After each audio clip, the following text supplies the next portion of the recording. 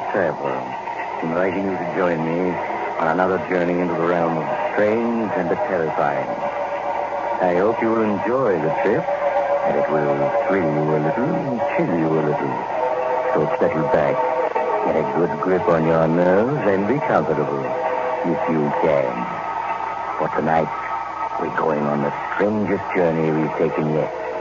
We're going down into the dark and fearsome depths of the sea to watch fate settle her accounts with the arch enemy of mankind. In a story I call Death Comes for Adolf Hitler.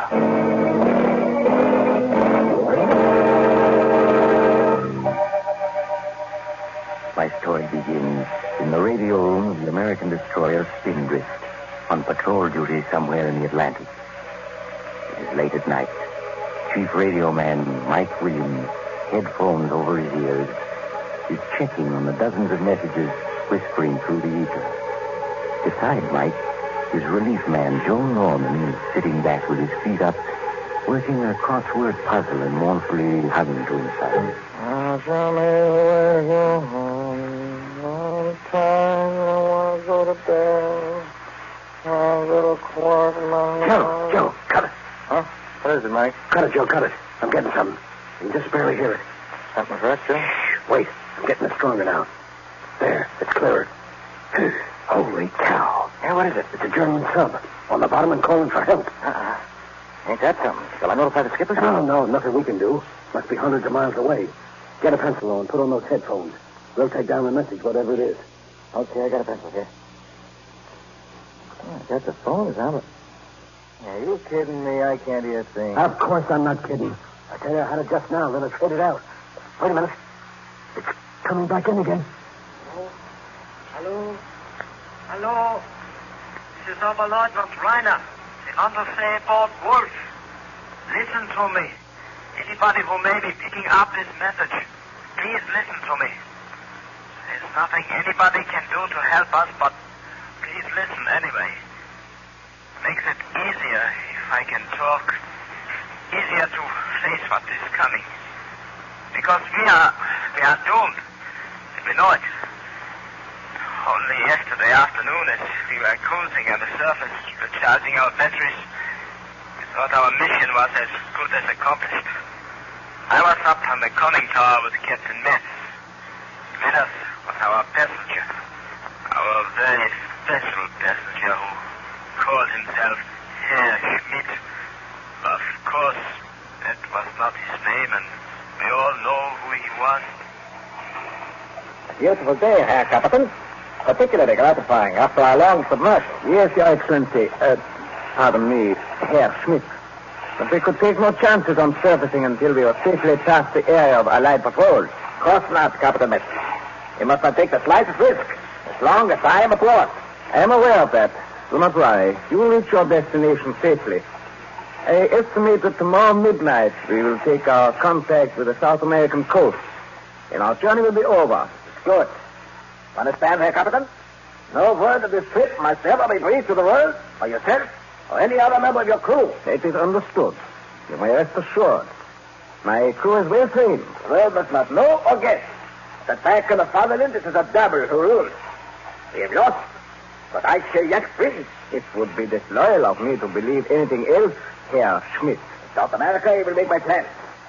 The world will think me dead, suicide, on the day Germany falls. But instead, I will be safely hidden, so I can direct our rebirth. Quite so. Our enemies will yet feel the might of my vengeance. I will return to lead my people to victory, however long it may take. Of course, Herr Schmidt. Lifeboat, 3 points off the starboard bow. Lifeboat, 3 points to starboard. Pitching and tossing on the waves ahead of us was a lifeboat. It was crowded with gaunt-faced, bearded men who watched us pull alongside with hostile eyes. A dozen yards from them, Captain Metz ordered the engine to stop.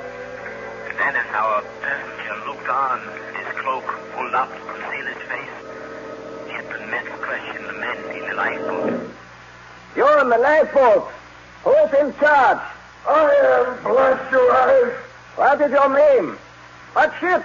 What cargo did you carry? What port were you cleared for? Captain Peter Jensen of the Mountain, now at your service. We were a relief ship carrying food and medical supplies to Greece when one of your murdering undersea dogs torpedoed us. That is all, Captain Jensen. You may pull away now. The nearest land is 300 miles due west of you. I will pull away. Pull, men. Let's get where we can breathe air not contaminated by this scum. And then, just as the lifeboat started to pull away, the wind unexpectedly ripped aside the cloak that our passenger was using to conceal his face. And in the lifeboat, Captain Peter Jensen, a burly giant of a man, recognized him. Men, stop! Stop! You see that slinking rat in the ship of a man trying to hide his face? You know who that is? Take a good look at him so you can tell your children you've seen the murderer of mankind himself. The archdevil who really gave the orders that sent our comrades to the bottom. I fear you have been recognized, Herr Schmidt. Stop them! Turn your guns on them! Destroy their boat, Herr Commandant! No one must leave the report having seen me! Very well, Herr Schmidt. 4 guns, prepare to fire. Forward gun, ready to fire. Give them 2 rounds. Forward gun, fire. Forward gun, fire. You filthy murdering dogs! So you're going to murder us too? You there on the bridge, listen to me. Every one of us will be waiting for you when your time comes. All of us that you hounds and jackals have murdered, we'll be waiting for you, every one of us. We'll be waiting for you, and someday we'll get you. Remember that? Someday we'll get you. Ah!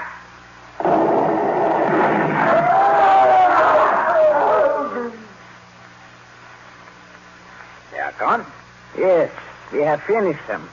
There will be no eyewitnesses to tell of seeing you aboard a submarine in these waters, Herr Schmidt. That's good. Well, never know. If I had left Germany, but never guess. The whole future, the fatherland. What is that sound? Bomber. Patrol bombers coming this way. Get below at once. We are going to submerge.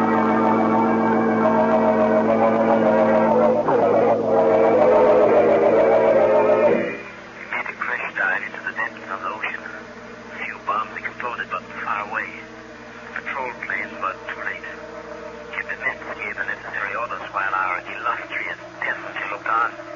His face pale, drops of sweat on his brow. What is our depth now, Muller? 75 feet, sir. Good. Then we should... The bombs! They're coming closer. No, they have lost us. They are bombing at random now. Yes, we are safe now. Depth, Muller. 90 feet, sir. 90 is good enough. Level her. Level her, sir. We will take course 180 and... Level her, I said. We are still making a 5-degree dive. The leveling planes do not respond, sir. We are damaged. The bombs have damaged, sir. Impossible. Not one of those bombs was close enough to break an egg. Muller, our depth. 100 feet, sir. Lieutenant Ryder, order half speed ahead. Half speed ahead. The ship's the hand operation of the diving plane. Hand operation of the diving plane, sir. Now level her. Level her, sir. Well, what's the matter? Captain, the operating wheel. Your turn. That's good. Diving planes must be jammed, sir. They do not move. Not at all. Captain Beck, I demand that you rise to the surface. Something is wrong. Am I safe? I am captain of this vessel, and I am giving the orders. Very well. Our leveling planes are jammed. We will surface and clear them. Miller, depth. 120 feet. Stop there, Jack. Load the forward ballast tanks. Load the forward ballast tank, sir.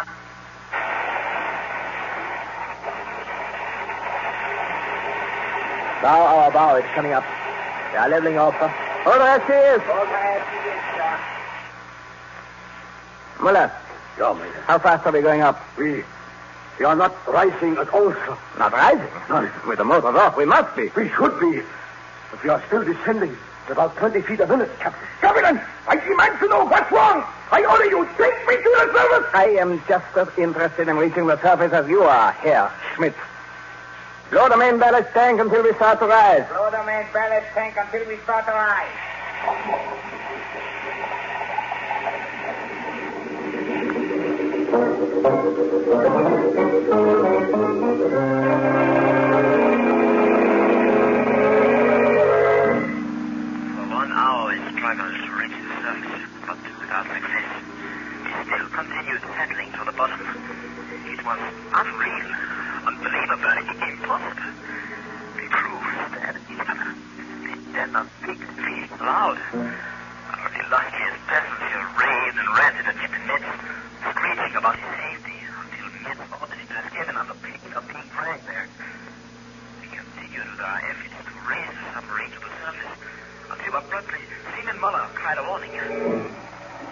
Captain Beck, there are destroyers aboard. Destroyers? Two of them. I just picked them up on the phone. They seem to be circling us. Silence the motors. Stop all pumps.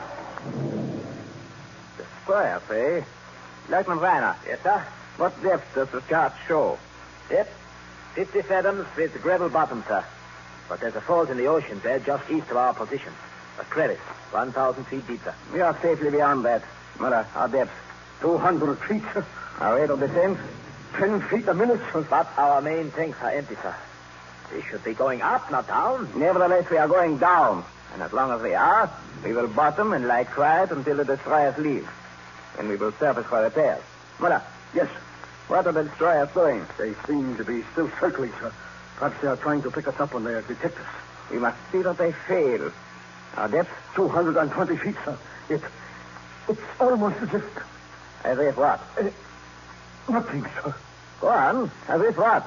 Excuse me, sir. I was going to say as if something was pulling us down. Ah, but you thought better of saying it. Yeah. See that you continue to think better of such remarks. The same applies to everyone on board. Lieutenant Bryna. Yes, sir? We will bottom in exactly 7 minutes. Prepare to make an inspection of the ship when we do.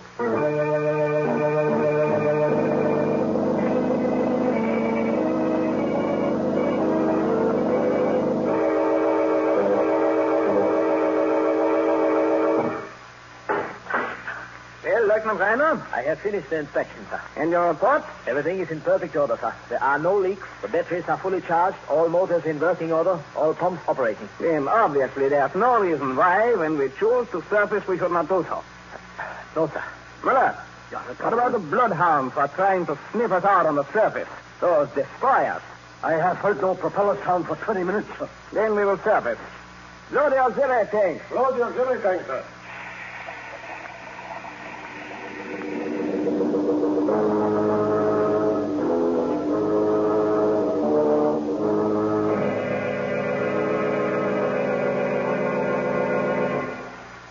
All main and auxiliary tanks are empty, sir. All tanks empty. Captain, your pardon, sir, here. They have blown all our tanks and they have not risen at all. I am well aware of it, Lieutenant Bryna. You take me for an imbecile? No, sir. Of course not, sir. It is so that it is impossible, sir. Since it is so, it must be possible. Obviously, we are stuck in a mud bottom. But the bottom here is gravel, sir. The chart says so. The chart is wrong. I say it is mud, do you hear? Yes, sir. Mud, sir. So we shall have to use our motors to pull ourselves free. Signal full speed ahead. Yes, sir. Full speed ahead.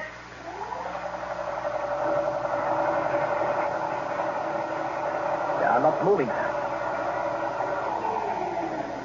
Now what is it? Why have the fools cut the motors? Excuse me, sir. Engine room reporting. Yes. What is it? Well, what have the idiots to say for themselves? They say the propeller is fouled. Fouled?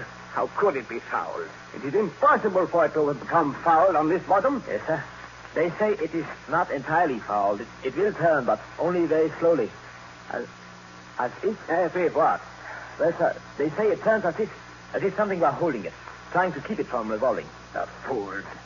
When we get back to our base, I shall court-martial every man aboard. Perhaps the propeller is tangled with some seaweed. That is all. In that case, we may be able to reverse and free it. Full speed astern. Full speed astern.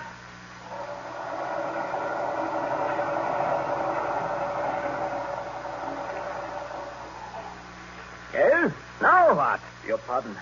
The engine room reports the propeller is still fouled, sir.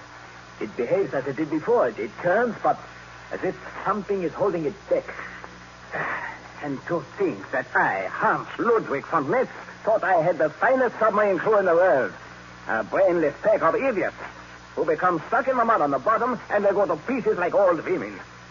Now listen to me, all of you. The next man who shows... Captain Mitch. Ah, Herr Schmidt. I trust you have not been lying. Everything is quite under control. My Captain, I've been hearing sounds from outside the submarine. Sounds? What kind of sounds? Scratching sounds, tappings on the metal. They sound as if someone is trying to get into the submarine. Silence! My dear Herr Schmidt, you had nothing except the noises made, perhaps by pebbles being swept against our sides by the current. That is all. But I tell you, it sounds like hands rapping and tapping, scraping at the hull, trying to get in. Why are we staying down here on the bottom? Surface at once, you hear me? I order you surface at once. That, Your Excellency, is what I am about to do. Now, all respect, may I suggest that you return to your cabin. Your presence here may impede our efforts. Very well, Captain. But see that you take me to the surface at once. Have no fear. Lieutenant Bryna, perhaps you will assist Herr Schmidt to his cabin. Yes, sir. Certainly. If I may open the door for your access. Captain. Captain Mitch. Well, what is it? Captain, we hear them too. Sounds coming from outside our hull. I hear no sounds. Captain, I can hear them now. Quite plainly, on my detector phone. It's not possible to identify them, but they sound as if many people were climbing up our sides and... There. Perhaps that will bring you to your senses. Listen to me, all of you. Temporarily, we are stuck in the mud. The current is sweeping debris or pebbles against us. You are all acting like children who think they see a ghost in a graveyard. In an hour, we shall be on the surface. You have my word for it. To get free from the mud, I shall fill the bow tanks, then blow them and fill the stern tanks. We shall seesaw ourselves loose. Do you all understand my scheme? Captain. Very good. Flood the forward ballast tanks. Flood the forward ballast tank, sir.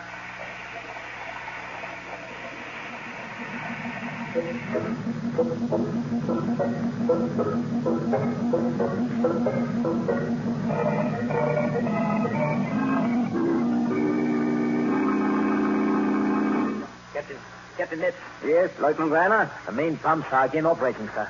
The failure was caused by Hans Jäger. Jäger? How? He went crazy, committed suicide by grabbing the poles of the main switch. The short circuit electrocuted him, blew out the fuses. Jäger was always a fool. How have the others reacted to his death? Very badly, sir. They are very nervous. Nervous, are they? Yes, sir. That scraping and scratching outside our hull has affected them, sir. It has stopped for now, but the crew says that it's just because they are planning something else. They? Who do you mean by they? The crew says, sir, that there are hundreds of men in the water outside trying to get in at us. Dead men, sir. Lieutenant Bryna, do you wish me to place you under arrest? No, sir. I'm just trying to explain the state of the mind of the crew, sir. In spite of all our efforts, they are still on the bottom, and the men are getting very jumpy, sir. I shall have to teach them a lesson they will not forget. They're taking their cue from our illustrious passenger, of course. If he had not come out here with his ranting and raving... Never mind that. He's quiet now. I gave him whiskey with a sedative in it. Your pardon, Captain. If I may make a suggestion... Well, what is it? There is one thing they have not tried. Huh? They have to try it, sir. Discharge our torpedoes. Discharge our torpedoes? A submarine without torpedoes, Lieutenant, is no more use than an airplane without wings. But we must, sir. We have 10 torpedoes aboard. 25,000 pounds of dead weight. Get rid of that, and we have to rise. We have to. I see you are beginning to share the hysteria of the crew. When we return to our base, I shall not fail to include that fact in my report. However, I accept your suggestion. Order the discharge of our torpedoes to begin at once. Yes, sir. At once.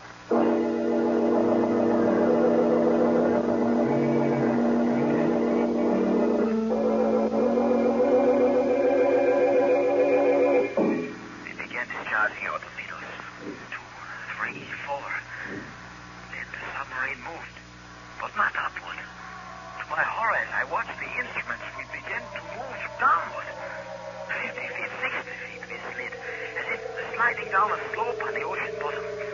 After we had fired 6 torpedoes, we were actually 100 feet deeper than we had been. Then the firing stopped. I went forward to find out what was wrong. It's no use. I tell you, it's no use. We are going down, down. Yeah. What's going on here? Your man mumbling about. Why did not discharge the rest of the torpedoes? You know what is going on here, Herr Lieutenant. We have fired 6 torpedoes to lighten ship, and what has happened? We are sinking deeper. He is right. Yes, we are going deeper. Our planes will not stand it. We shall be crushed, drowned like rats in a trap. They're not going deeper. They have come to a stop already. And even if we should slide a little further, we still have a margin of safety of at least 100 feet. The very fact we have moved proves we are breaking free from the mud. No, it is not true. We are not stuck in the mud. We are not. That man? No more of that. No more of that. Why should I? Be quiet. We all know we are not at any much. We all know our tanks are empty, and we should have been on the surface long ago. We all know why our propellers will not turn, and we all know why we cannot rise, too. Because we are being held down. We are being held down by 1,000 dead men who are crawling all over us, scratching at our plates, trying to get in. They have come from all over the 7 seas just to hold us down, just to see we do not get away. Listen to them. Listen. You can hear them now. Listen. What nonsense. Tarplin, come to your senses. It's only our planes groaning under pressure. That is not true. You know better. We all know better. Who dragged us down here to the bottom? Whose hands are keeping our propellers from turning? Whose bodies jammed our diving planes? Whose weight is keeping us on the bottom? The deck. Tarplin, I order you to be quiet. It is too late for orders. There is only one way we can escape. That is to give the ones outside the man they want. They want our passenger, the one who calls himself Herr Schmidt. We all know who he is, and so do they. And they have come to get him. Tarplin, you are under arrest.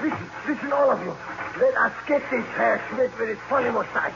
Put him in a torpedo tube and send him out to the deck, outside. Let them have him. Then they will let us go free. It is our only hope. Hey! Tarplin, Get the net. I heard your interesting little speech just now. And this is my answer. Does anyone else want the same medicine to bring him to his senses? Then to your stations. Lieutenant Bryna, continue to discharge our torpedoes.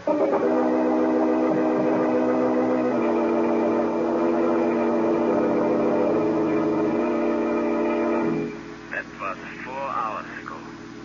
We have discharged all our torpedoes, and we are still on the bottom. Every few minutes we slip a little closer to the 1,000-foot chasm in the seabed. Very soon, inevitably, we will slip over the edge right into it. The whole submarine is filled with a great rustling and scratching, as though thousands of hands were clawing at it, tugging at it, pulling it toward that chasm. The crew truly believes that we are being slowly but surely dragged toward it by the dead. By the thousands of dead who have gathered outside, drawn here by their hatred for our passenger. A hatred which is so great even death cannot quench it. I don't know. Perhaps they are right. Certainly our passenger believes it himself. He's in the next cabin. Captain Metz has locked him in. Perhaps if I hold his microphone into which I'm speaking close to the bulkhead, you can hear him. Coming up, Metz. Do something. I order you to do something. They are trying. They're throwing at the water to get at me. Captain, I order you to save me. I order you to. You must. You cannot let me die. Oh, that is enough. It makes an unlovely spectacle. Our passenger as death approaches.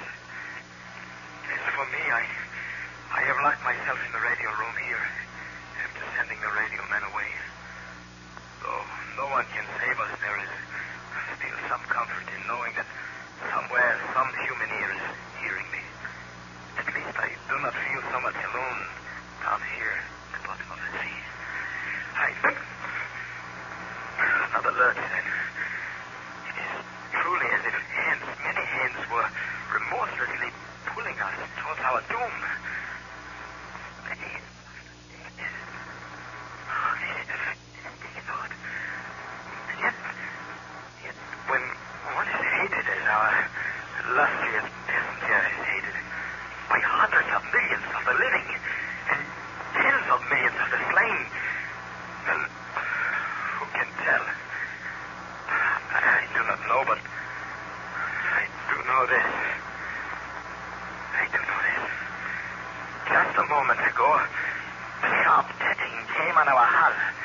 as if someone was tapping against it with a rock. Oh, you may say it was the submarine sliding over rocks on the bottom.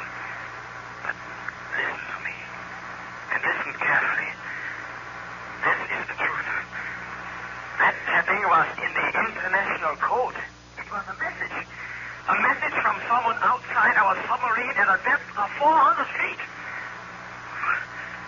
What does it say? Another lurch. Now we are sinking fast. In a moment, our hull will cave in like an eggshell. But first, I must tell you the message. I do not ask you to believe me, but the message was this. We are waiting for you, Adolf Hitler. We are waiting...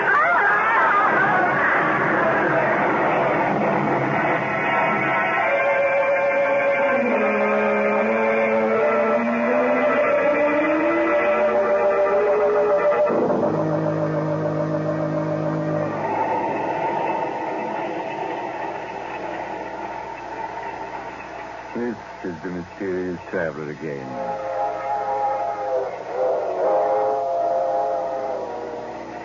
Is that the true story of the death of the world's arch enemy, Adolf Hitler? I do not know, so I cannot tell you.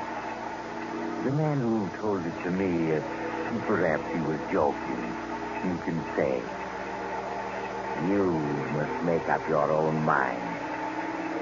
But it is interesting to think about, isn't it? Yes, very interesting. It reminds me of another strange story I heard recently. Oh, you're getting off at the next stop. I'm sorry. But perhaps we'll meet again soon. I take this same train every week at this time.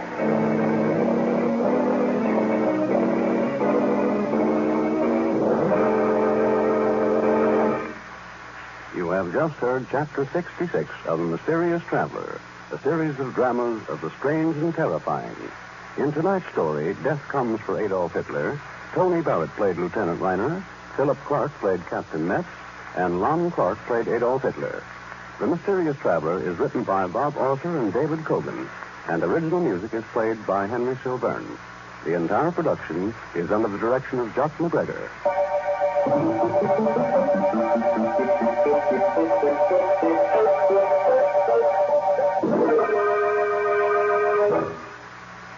Listen next week to a tale titled Murder Goes Free. Another Tale of the Mysterious Traveler.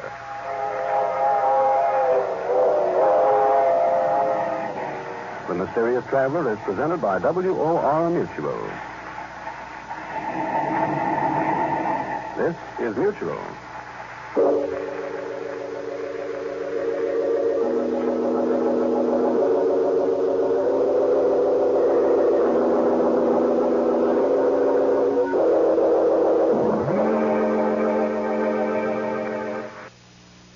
Are you obsessed with your shoes? If not, then you probably don't have Rothy's. Because when you have shoes that are comfortable, washable, and come in tons of styles and colorways, obsession is basically mandatory. There's a Rothy's shoe for every occasion. Flats, sneakers, loafers, ankle boots, and more. Step up your shoes this spring with a new pair of Rothy's. For a limited time, get $20 off your first purchase when you go to rothys.com/comfort. That's $20 off at rothys.com/comfort.